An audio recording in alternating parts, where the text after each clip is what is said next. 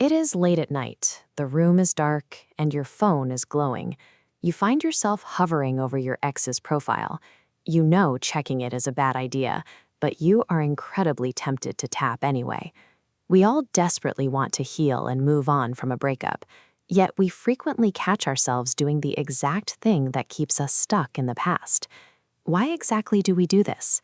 It comes down to basic biology. When you are in a relationship, your brain gets steady doses of dopamine.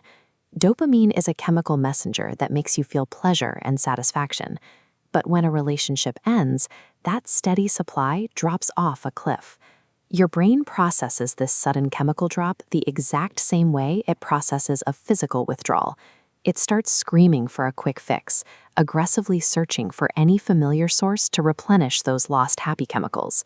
So when you finally tap on that photo of your ex, your brain receives a tiny, artificial hit of dopamine.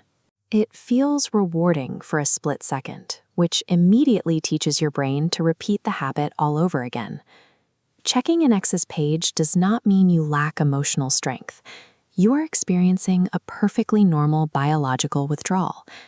But by feeding that craving online, you accidentally step right into a digital trap.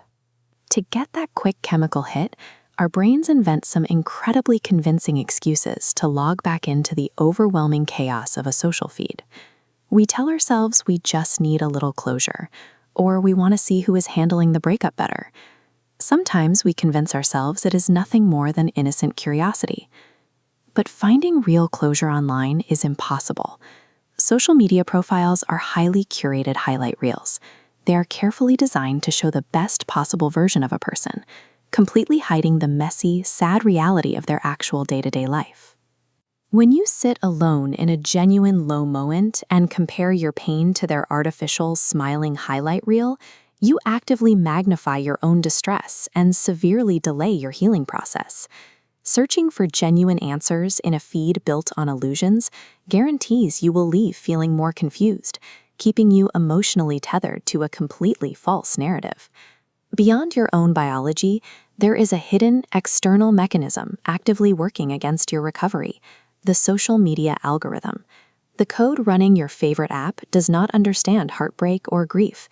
It is built strictly to measure mathematical engagement metrics, things like clicks, likes, and watch time, solely to keep you on the app.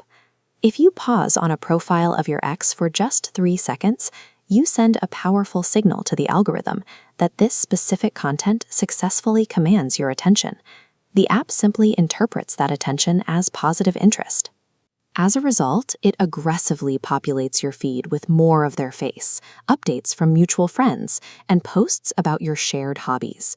Without you realizing it, the app's features construct a highly personalized breakup room for you, a digital space where the walls are entirely lined with painful reminders you cannot escape. Your innocent, fleeting curiosity accidentally trains a multi-billion-dollar machine to surround you with the exact things that hurt you the most. To dismantle this algorithmic trap and protect your mental health, you have to adopt a framework called digital no contact.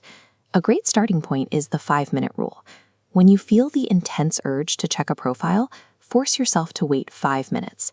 This acts as a psychological circuit breaker, giving that immediate chemical craving the time it needs to naturally subside. But to truly protect yourself, you must sever the digital link entirely.